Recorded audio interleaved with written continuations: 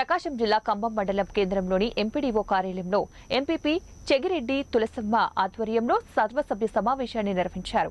సమావేశానికి మండలంలోని వివిధ శాఖల అధికారులు, వివిధ గ్రామ సర్పంచ్లు, ఎంపీటీసీలు, కోఆప్షన్ సభ్యులు పాల్గొన్నారు.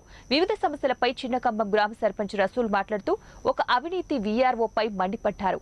కోఆప్షన్ సభ్యులు సలీం మాట్లాడుతూ నీటిపారుదల శాఖ అధికారిని ఎండాకాలం నీటి సమస్య తీర్చాలని, ఎక్కడైతే లీకేజీలు ఉన్నాయో పూడ్చాలని, నీరు పంట కాలువకుండా వెళుతున్నాయని ఆయన అన్నారు. అలాగే అనంతపూర్ విజయవాడ బైపాస్ రోడ్లోని ప్రమాదాలు జరుగుతున్నాయని, రోడ్డు ప్రమాదాలు జరగకుండా చూడాలని స్థానిక తహసీల్దార్కు తెలియజేశారు.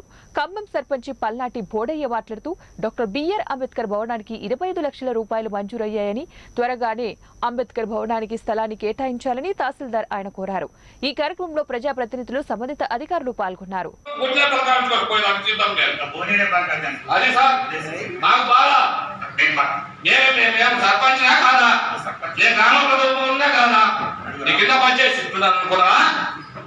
నువ్వు చేసే డబ్బులు ఇచ్చే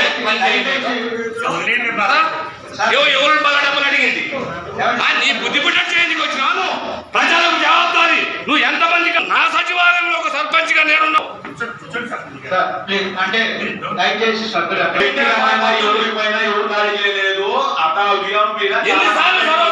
కూడా ఎంఆర్ఓ దృష్టికి తీసుకెళ్లాము, మరి ఎవరు కూడా స్పందించలేదు. ఎంఆర్ఓ గారు చెప్తారు చాలా జరిగినాయి. గంట కూడా చేయలేము అనుకుంటున్నాము. మొత్తం నీదే తప్పు లేదు.